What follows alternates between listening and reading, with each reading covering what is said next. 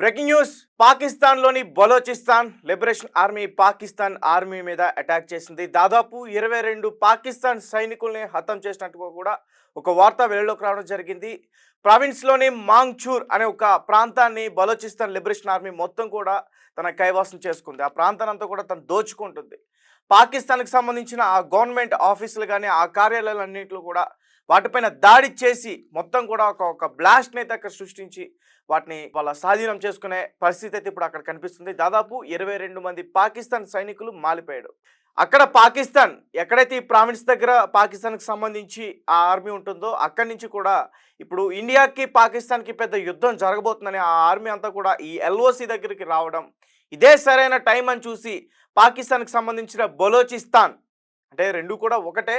Present Balochistan Pakistan రెండు దేశాలుగా విడబోతున్నాయని, బలోచిస్తాన్ పాకిస్తాన్తో కలవడానికి ఇష్టం లేదు, అందుకనే వాళ్ళు సెపరేట్గా ఒక దేశం కోరుకుంటున్నారు, అందుకనే బలోచిస్తాన్ లిబరేషన్ ఆర్మీ పాకిస్తాన్తో ఫైట్ చేస్తుందని ఈ వార్తలన్నీ కూడా మనం వింటున్నాం.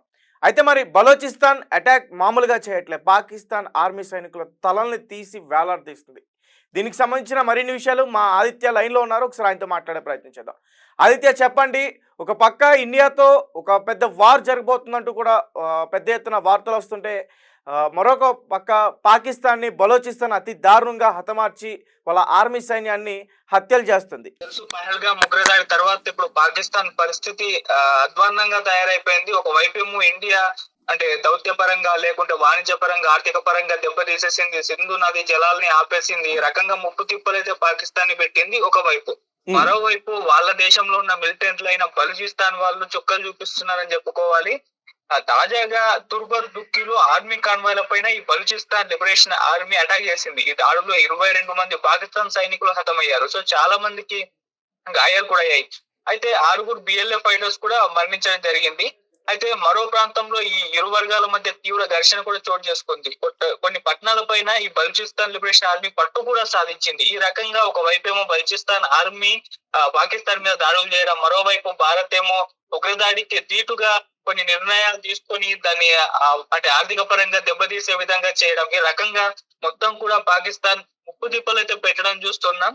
సో అదే విధంగా ఇప్పుడు పాకిస్తాన్ ఎటువంటి నిర్ణయాలు తీసుకోబోతుంది దీని పట్ల అని చెప్పేసి కూడా చాలా మంది మాట్లాడుకున్నారు. వాళ్ళు ఒక కన్ఫ్యూజన్ స్టేట్ లోకి వెళ్ళిపోయారు, ఏం చేయాలి అని చెప్పేసి. ప్రెసెంట్ పాకిస్తాన్ పరిస్థితి చాలా దారుణంగా ఉంది.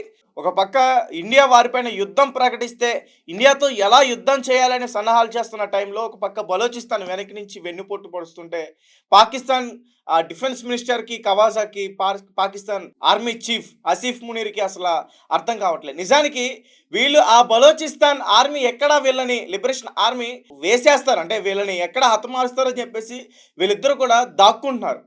ఇది కూడా వాళ్ళ న్యూస్ ఛానల్స్లోనే వస్తున్నాయి న్యూస్. ఎక్కడ ఆ బలోచిస్తాన్ ఆర్మీకి వీళ్ళు ఎక్కడ దొరికితే వాళ్ళు వీళ్ళని అంతం చేస్తారనే భయంతో వీళ్ళు దాక్కుంటున్నారు. పైగా మనకి మాత్రం వీళ్ళు సల్లు కబుర్లు ఏం చెప్తున్నారంటే ఇండియాతో యుద్ధం కోసం మోటివేషనల్ స్పీచ్లు ఇస్తున్నారు, ఇండియాతో యుద్ధం కోసం భారీగా కుట్ర పన్నుతున్నారు, సన్నాహాలు చేస్తున్నారంటూ కూడా చెప్పే ప్రయత్నం చేస్తారు. అసలు బలోచిస్తాన్ పాకిస్తాన్లో ఒక భాగం. ఆ లిబరేషన్ ఆర్మీ పాకిస్తాన్ ఆర్మీ సైనికులతో పోల్చుకుంటే వాళ్ళ దగ్గర ఉన్న బలగాలు చాలా తక్కువ, వాళ్ళ దగ్గర ఉన్న ఆయుధాలు తక్కువ. అలాంటిది వాళ్ళే ఎదురు దాడి మరి చేసి పాకిస్తాన్ సైనికుల్ని చంపేస్తున్నారంటే పాకిస్తాన్ ఎంత దరిద్రమైన పొజిషన్లో ఉందో ఒకసారి అర్థం చేసుకోవచ్చు. ఆదిత్య, వివరించండి. అంటే పాకిస్తాన్ పరిస్థితి ఏ విధంగా ఉందంటే ముక్కలు కాబోతుందా అన్నట్టుంది. ఒకవైపు ఏమో బలూచిస్తాన్ స్వాతంత్రం కోసం బలోచ్ లిబరేషన్ ఆర్మీ మొత్తం పాక్ ప్రభుత్వం సైన్యంతో భీకరమైన దాడులకు దిగడం చూస్తున్నాం. అంటే బలూచిస్తాన్ స్వతంత్ర దేశం కావాలని చెప్పేసి వాళ్ళు కోరుకుంటున్నారు. మరోవైపు ఏంటి, భారత్ దేశమేమో ఈ పిఓకే ఏదైతే ఉందో పాక్ ఆక్రమిత కాశ్మీర్ స్వాధీనం చేసుకునేందుకు కూడా చర్యలు చేపడుతున్నట్టు వార్తలు అయితే వస్తున్నాయి. ఇక పిఓకే ప్రజలు కూడా తాము భారత్ లోనే కలుస్తామని ఎప్పటి నుంచో కూడా డిమాండ్లు ఆందోళన చేస్తున్నారు. ఈ విధంగా పాకిస్తాన్ ని ఇటు పిఓకే భారత్ అండ్ అటు బలూచిస్తాన్ గా వాళ్ళు మిలిటెంట్లు చీల్చడానికైతే ప్రయత్నాలు అయితే జరుగుతున్నాయి. సో ఈ విధంగా పాకిస్తాన్ ఏమన్నా ముక్కలయ్యే అవకాశాలు ఉన్నాయా అంటే ఇప్పుడున్న ఈ పరిస్థితుల్లో ఇది పాసిబుల్ అని చెప్పేసి కూడా అంటున్నారు. అంటే మన పిఓకేని మనం సొంతం చేసుకునే ఒక సువర్ణ అవకాశం దొరికిందని చెప్తున్నారు. అటు బలూచిస్తాన్ వాళ్ళు ఎప్పటి నుంచో పోరాటం చేస్తున్నారు కాబట్టి స్వతంత్ర దేశం కోసం వాళ్ళకు కూడా ఇది ఒక మంచి ఛాన్స్ ఈ సిచ్యువేషన్ లో అని కూడా అంటున్నారు. సో మరి ఏమన్నా ముక్కలయ్యే అవకాశాలు కనిపిస్తున్నాయని చూడాలి, తొందరలో తెలిసిపోతుంది. సో ఏం జరుగుతుందో చూద్దాం. మరి ప్రావిన్స్ లోని రహీమాబాద్ అనే ఒక బ్రిడ్జ్ దగ్గర లిబరేషన్ ఆర్మీ ఒక పెద్ద బాంబుని పేల్చింది. కొంతమంది సైనికులు చనిపోయారు. అలాగే మరికొంతమంది సైనికులు పాకిస్తాన్ ఆర్మీ ఎవరైతే ఉన్నారో, ఆ సైన్యం ఎవరైతే ఉన్నారో వాళ్ళు ఈ బలోచిస్తాన్ వాళ్ళకే దొరికారు. వాళ్ళు ఏం చేస్తున్నారో తెలుసా? వాళ్ళ బట్టలు విప్పించి వాళ్ళు అక్కడ కూర్చోబెట్టి పాకిస్తాన్‌కి కబురు పంపించారు. మీరు మర్యాదగా మా మాట వింటారా? సరే, సరే.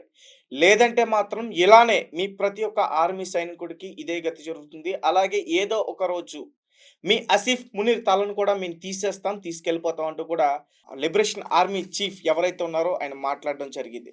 ఒకసారి పూర్తిగా అతను ఏం మాట్లాడాడో కూడా ఒకసారి మనం చూసే ప్రయత్నం చేద్దాం. ఎందుకంటే పాకిస్తాన్ అలాగే చైనా ఈ 2 దేశాలు కూడా బలోచిస్తాన్‌లో ఉన్న వనరులన్నీ కూడా దోచుకుంటున్నాయి. ఇక్కడ ప్రజలు ఆకలితో చనిపోతున్నారు. అందుకే మేము స్వాతంత్ర దేశాన్ని కోరుకుంటాం అంటూ కూడా అతను మాట్లాడడం జరుగుతుంది. అవును, చైనా, పాకిస్తాన్ కలిసి నిజంగానే ఈ బలోచిస్తాన్‌లోకి సంబంధించిన చాలా కూడా భూమిలో వస్తున్న అవన్నీ కూడా ఆళ్ళు దోచుకునే ప్రయత్నం చేస్తున్నారు. ఒకసారి అతను ఏం మాట్లాడాడో ఒకసారి మనం క్లియర్‌గా ఒకసారి వినే ప్రయత్నం చేద్దాం. Motive of our attack was very clear. It was a simple and clear message to China and Pakistan to withdraw immediately from Balochistan. So ఎట్టి పరిస్థితుల్లో పాకిస్తాన్, బలోచిస్తాన్ విడిపోవాల్సిందే. బలోచిస్తాన్ మాకు ఇండిపెండెంట్‌గా మాకొక కంట్రీ కావాల్సిందే. మేము స్వాతంత్రం కోరుకుంటున్నాం. పాకిస్తాన్ నుంచి మేము విముక్తిని కోరుకుంటున్నాం. ఇన్ని రోజుల పాటు మేము పాకిస్తాన్‌లో కలిసి ఉండటం మా దురదృష్టకరం. కాబట్టి బలోచిస్తాన్ మేము బలంగా ఉన్నాం, బలపడతాం. మా ప్రాణాలైనా సరే మేము తెగించి మేము ఖచ్చితంగా బలోచిస్తాన్ని సాధిస్తామంటూ కూడా వాళ్ళు చెప్పే ప్రయత్నం అయితే చేస్తున్నారు. మరొక పక్క పాకిస్తాన్ ఏమో ఇండియా మీదకి మేము మిసైల్స్ పంపిస్తున్నాం, అవి పంపిస్తున్నాం. మా దగ్గర ఇన్ని జెట్స్ ఉన్నాయి, ఆయుధాలున్నాయి, అణుబాంబులున్నాయి, 170 అణుబాంబులున్నాయి, 175 జెట్స్ ఉన్నాయి. ఇవన్నీ కూడా కబుర్లు చెప్పే ప్రయత్నం చేస్తుంది. అక్కడ ఆర్మీ సైనికుల్ని కాపాడుకోలేకపోతుంది. అలాగే ఆ బలోచిస్తాన్ ఎవరైతే ఉన్నారో లిబరేషన్ ఆర్మీకి భయపడి పాకిస్తాన్ సైనికులు ఒక పక్క భారత్‌తో యుద్ధం చేయాలి, మరొక పక్క బలోచిస్తాన్ ఆర్మీతో యుద్ధం చేయాలి, మరొక పక్క ఆఫ్ఘనిస్తాన్ తలిబాన్లతో యుద్ధం చేయాలి. మా వల్ల కాదు, దయచేసి మమ్మల్ని వదిలేయండి, బతుకుంటే చాలు అని వాళ్ళు వాళ్ళ జాబులకి రిజైన్ చేసి, రాజీనామా చేసి వెళ్ళిపోయిన పరిస్థితి కూడా అక్కడ కనిపిస్తుంది. సో పాకిస్తాన్ మొత్తం కూడా ఫినిష్. పాకిస్తాన్ అనేది ఇక ప్రపంచ పటంలోనే కనిపించదు. ఒకవేళ ఆ బలోచిస్తాన్ మిగతా పాకిస్తాన్‌ని కూడా దోచుకుంటే కూడా మనం ఏమీ పెద్దగా ఆలోచించాల్సిన అవసరం కూడా లేదు. ఎందుకంటే పాకిస్తాన్ ఆధీనంలో ఉన్న ఆ ప్రాంతాలనే, ఆ ప్రావిన్స్‌లో ఉన్న ఆ ప్రాంతాలనే బలోచిస్తాన్ దోచుకుంటుందంటే పాకిస్తాన్ ఎలాంటి స్థితిలో ఉందో మనకి క్లియర్‌గా అర్థమవుతుంది. వీళ్ళకి మాటలు తప్ప చేతలకు రావు. అందుకనే వాళ్ళ తలలు దాచుకుంటున్నాడు. ఈ ఆసిఫ్ మునీర్ బంకర్‌లో దాక్కున్నాడు.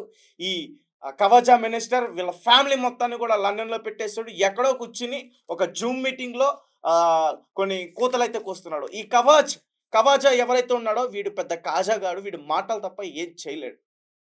అలాగే ముఖ్యంగా ఈ కవాజాకి సపోర్ట్ చేస్తున్న కొంతమంది ఇండియాలో పెరుగుతున్న పాకిస్తాన్ పెంపుడు కుక్కలు, నేను ఆల్రెడీ వాళ్ళకి చెప్పడం జరిగింది.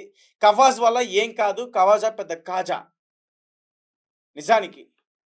ఎందుకంటే మా దగ్గర ఉన్నాయి, ఇవి ఉన్నాయంటూ మా సింధు నదిని పేల్చేస్తాం మేము, డ్యాములు కడితే ఇండియా వల్ల అంతు చూస్తాం, దాన్ని యుద్ధంగానే మేము పరిగణనలోకి తీసుకుంటాం.